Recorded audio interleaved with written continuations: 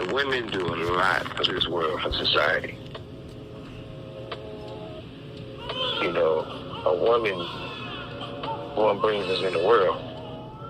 All the wars were fought, regardless of the wars in the Bible days, and before I was born, even in the ghettos, most all our wars is behind a woman. So that's power. But more importantly is that they always have our back. And we don't give them their cigars enough. Even when you look at the Bible, they never say anything in that Bible that you can replace a woman. Even God is considered the father. There's nowhere in the Bible where it says it's the woman, don't worry about it, you got the woman. It's just that woman. You only get that one mother, or that woman who really has your back. That being said, we came a long way toward respecting the women. Yeah, I know I speak saying, hey, that's just down, that's just crazy, that's my... But when we saying it from the ghetto, we not saying it for a disrespectful way. We saying it, I'm not saying, hey, I'm saying that's my... Or that's a down. But anyway, any way you look at it, they get the most respect. And all through this journey, even before I start there, the first woman that made me fall in love with music was a woman named Frida Payne. Frida Payne used to have one of the biggest albums around. And before it was the Compton Swap Meet, it was the Sears. A lot of people don't know that. A lot of people want to rewrite history, act like they was there, but they wasn't. You know where I'm going with that, but we ain't going to go with that. Because they ain't relevant. But I went to Sears one time to go buy me some little candy, little peanuts. I seen all these people around, and I want to go be nosy and look. And this lady called me over, beautiful black woman.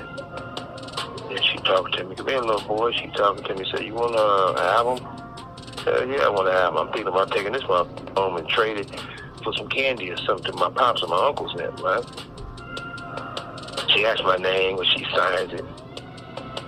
And gave me a hug. And she was so beautiful and smelled so good, I forgot to get my damn candy and went home. When I got home, everybody in the den, my uncles, my pops, and my like, look what I got, look what I got. It's signed, too. They looked at it, they went crazy. You see Frida Payne? I'm like, yeah. That song, Look What You Done, the Pot of Gold and all that, right?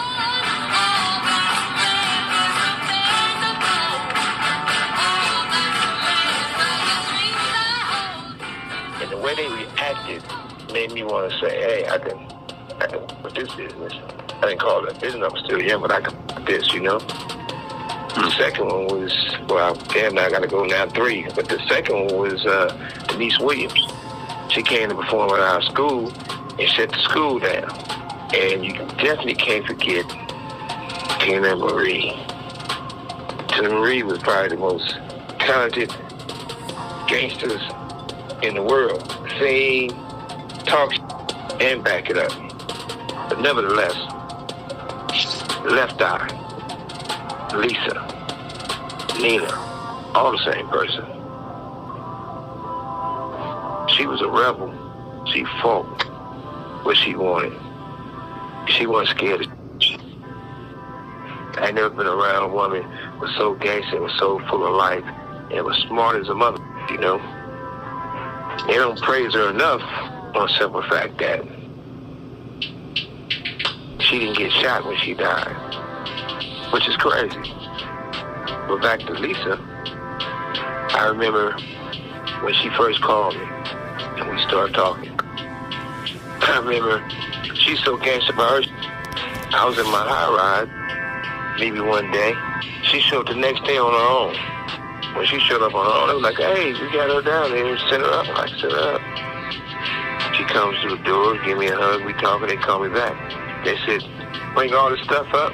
She said, oh yeah, that's my stuff. I thought she had like maybe a, one bag or something. Maybe she had some food. I said, bring it up. It took literally 4 motherfucking doormans to bring that shit up. She had suitcases.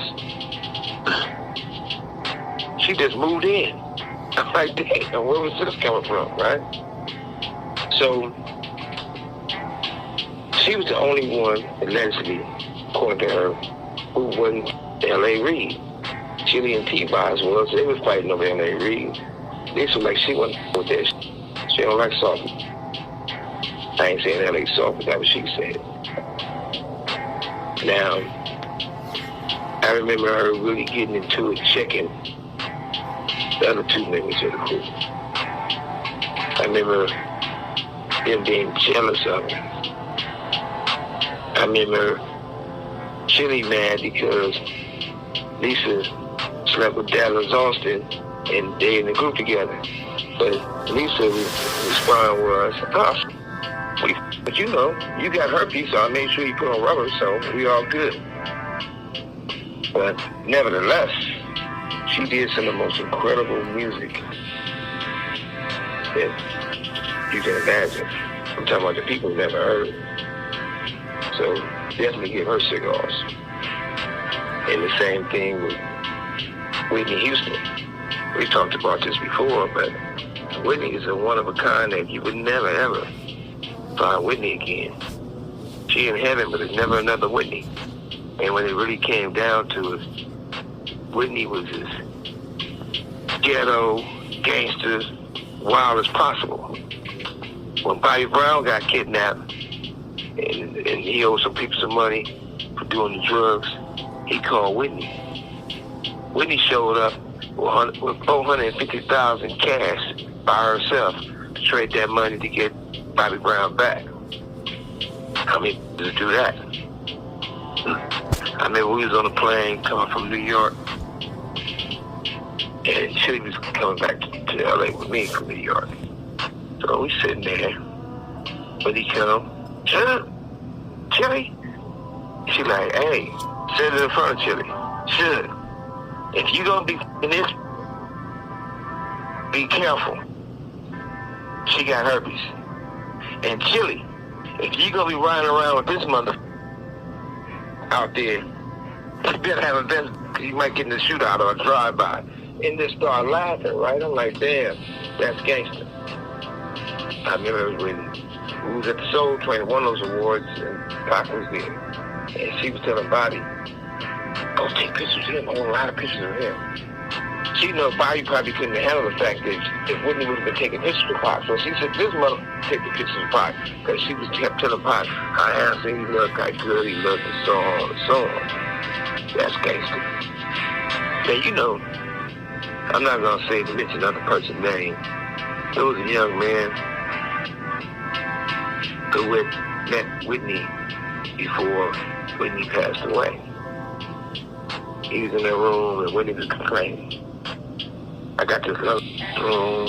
I got a closet big in this room. So Clyde David didn't give it a big suite like he should have. He gave it some wood. You know. Then she was complaining about the fact that somebody's little brother burned her drugs and she getting high with him. And she knows shit is bad because she's kissing on so-and-so little brother. She didn't even say his name. They got high. She dies. But nobody, it's not a Whitney Houston award. It's not a Tina Marie award. Rita Franklin changed the way that people sing and think. It's not a Rita Franklin award. When you break down the color lines of music where there's no color to it, Tina Marie was a white girl, sang like a black girl. Gangster like a street muff, would beat a bitch up. She the only mother that Rick James couldn't beat up a bird. She wasn't going for it. Not a Tina Marie award. But at the same time, she walk like a duck, quack like a duck, that motherfucker duck. At the same time, you can have a man that part of that secret society they're going to give him an award, an impact award. The motherfucker beat up more than anybody. This man will get an award for beating up women.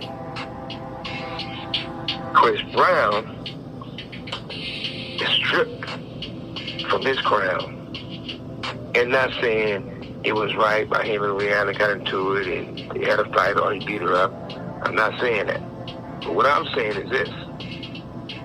He had a fight with one woman or he beat up one woman.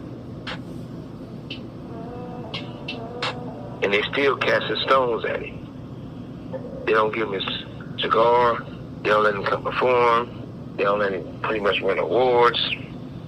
But you can have an impact award with Andre.